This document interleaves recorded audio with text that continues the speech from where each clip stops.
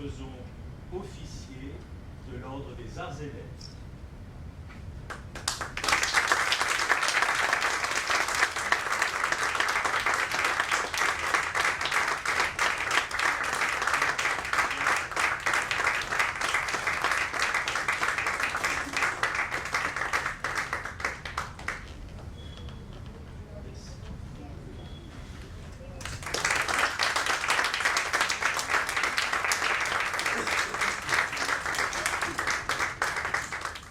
Merci beaucoup, Monsieur l'Ambassadeur, His Excellency Thierry Matou.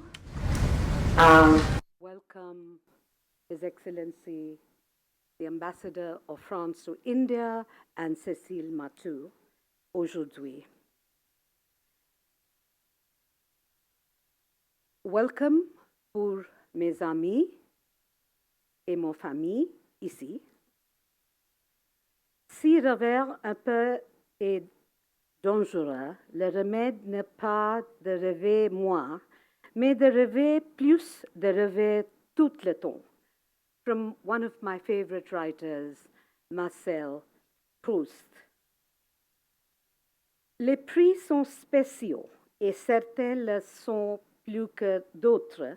Ils sont comme des doses d'élixir de vie. Ils vous mettent le vent sous les ailes et vous aident et vous élèvent toujours plus haut sur la lune et l'étoile. Je tiens tout d'abord à remercier l'ambassadeur de France, le diplomate érudit Thierry Matou, pour m'avoir décoré cet après-midi, mon chéri ami Yannick Lins, pour avoir facilité la remise des prix, Grégoire Tumel, le directeur de l'Institut français en Inde, IFI, pour son actuel chaleureuse amendine Rogement, et Mitushi Korana pour les gestions efficaces, et Patricia Loison and her team pour sa générosité dans l'utilisation des espaces, et Narayani Hargovindan, Ravi Singh, l'éditeur de Speaking Tree pour le publication de 4 camons, qui sera publié par His Excellency Thierry Matou, à ma co-panéliste, l'artiste et auteure Katerina Kakkar, et la photographe extrêmement talentueuse Asha Thadani. And now I will start speaking in English, a language which I am more facile with. I did do French and the diplôme de langue at the Alliance Française many years ago, mais maintenant j'oublie tout ça, mais je pratique.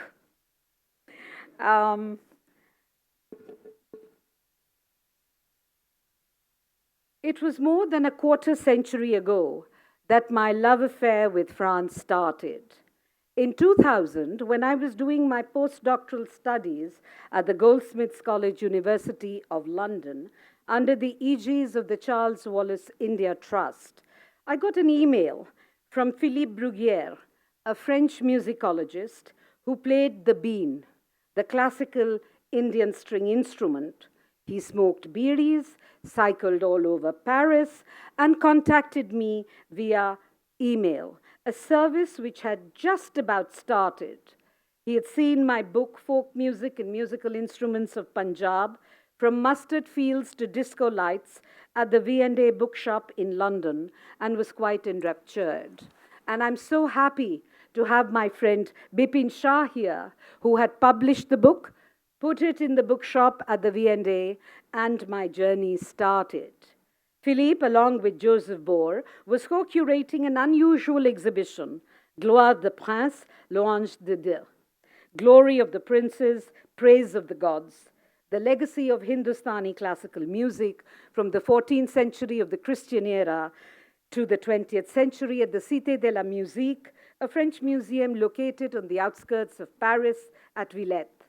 Not only did I do the scenography for the 3.5-month-long exhibition under the patronage of Jacques Chirac, but I also took Punjabi performers from Punjab to perform at the Cité de la Musique. It was an extraordinary exchange. through music and performance.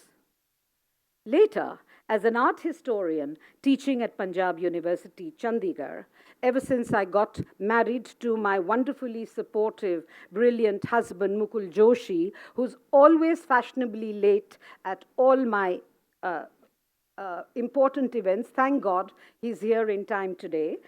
I had a location shift, a migration from the busy metropolitan cities of Delhi, where I grew up, Mumbai, where I worked as a newscaster, and then to a relatively one-horse town, Chandigarh, built by the Swiss-French architect Le Corbusier, yet another connection to France. I have, in my long career in the field of art, culture, Indian aesthetics, and academia, worn many hats as an academic, university professor, author, curator, a museum professional, something which His Excellency has so beautifully talked about. And in the last 25 years, in addition to these pursuits, I have, on locating to my Karma Bhumi, Delhi, set up the visual arts for the India Habitat Center. While setting this up, a whole new world opened to me. In 2000, I was commissioned by Rowley Books to write a book on Indian erotica, which was launched then by my friend, the ambassador of France to India, and I've had connections with them for the last 25 years. At the opening evening, 35,000 copies of my book were sold out, 5,000 in French, published by a French publisher called Guy Trédaniel. It was called Erotisme Indien. It started me on another new adventure, an adventure which I still continue today.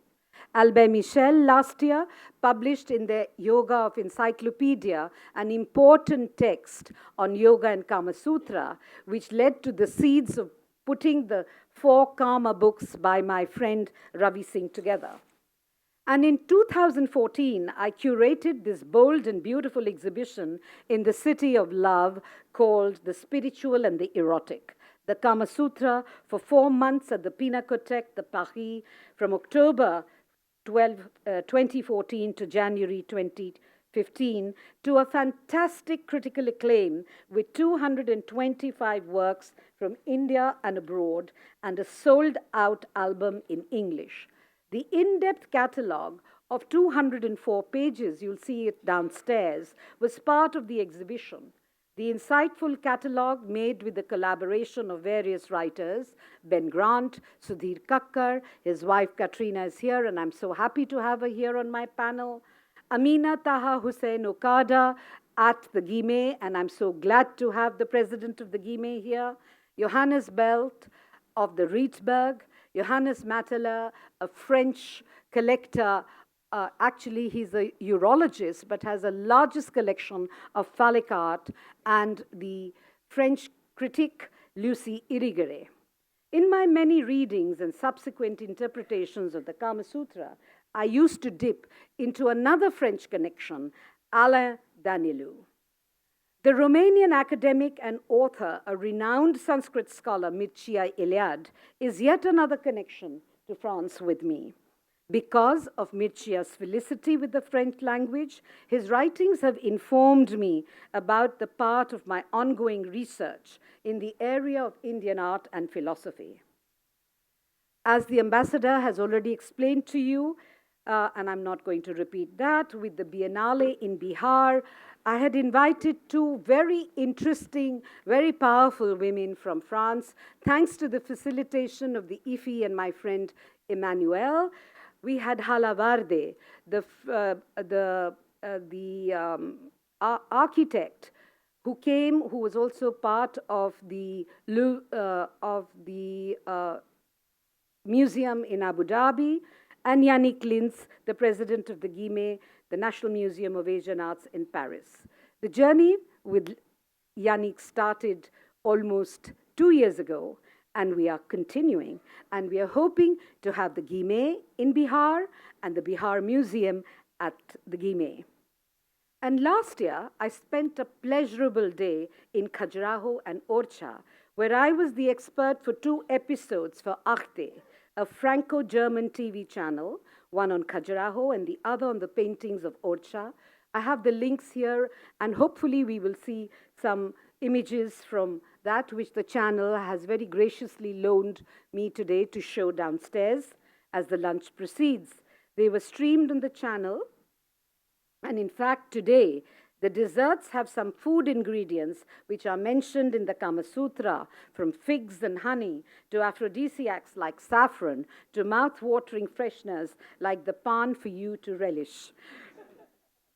What I learned working with the French was that while celebrating the Derridian difference, we also have similar passions and the love for beauty above all, for philosophy, for fashion, attire, clothing, and above all, food. French cinema has influenced so many of our Indian filmmakers, French couturiers, our French designers, and fashion houses like Dior, Louis Vuitton, and Cartier have specially created art and jewelry for our erstwhile royals and continue to do so with the India's wealthiest of the wealthy even today. In art, the École des Beaux-Arts, the most favorite school for Indian artists, from Said Haider Raza to Ram Kumar and Akbar Padamsi. It was his birth anniversary yesterday. And then, of course, Amrita Shergill. Amrita loved Paris, studied for some time at the École des Beaux-Arts in Paris, made India her home, brought in influences of Paul Gauguin and Pierre-Auguste Renoir through her art. Matisse and Picasso were also inspired by Indian art.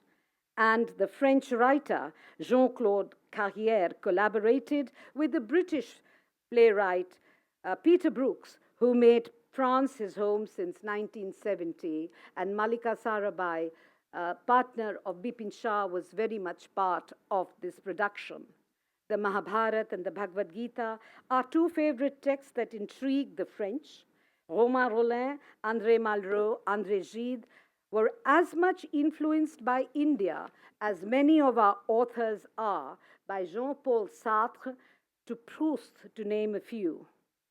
The Nouvelle Vague, Cahiers du Cinéma, Nouvelle Cuisine are very much part of the Indian contemporary cultural vocabulary, as yoga and Ayurveda in parts are inspirational to French artists. When I was working in Paris for my exhibition, everybody I met there knew Kerala.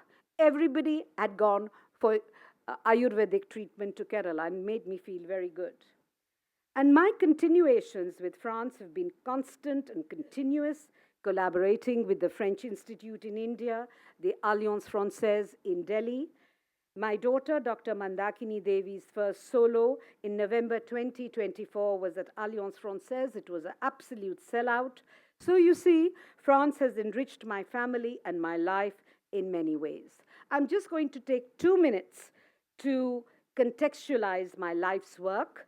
My doctoral work was Ardhanarishwar, a study in Indian art. You'll see a copy of the book downstairs.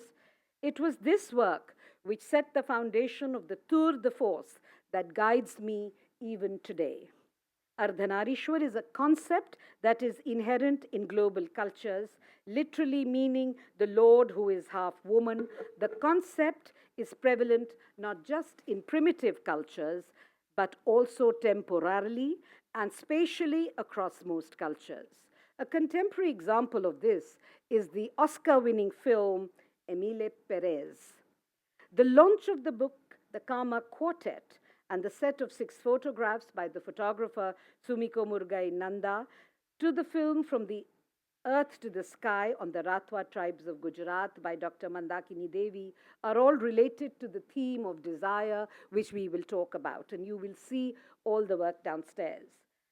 I wish to thank all of you, my friends, my family, for taking time out from your busy midweek schedule, being with me on this day to celebrate the honor bestowed upon me, and for being part of my continued journey in visual arts through the aesthetics of the erotic, through gender and identity, through Indian myths and philosophy, and most importantly, through beauty. Beauty is what is going to save us. Beauty and art is and the Indian concept of rasa and shringar is going to save us from the traumas of the contemporary world, including AI, which I'm very nervous about. This award imbues me with an added confidence, strength, and purpose for my single minded quest of pursuing the study of Indian visual arts through the contemporary lens of Indian rasa. And I want to conclude with a little shlok to the Devi, to the eternal feminine who I bow down to every day. Sarvamangal Mangalye, Shive Sarvartha Sarthike, Sharne Trayambike Gauri, Narayani Namostute. Thank you.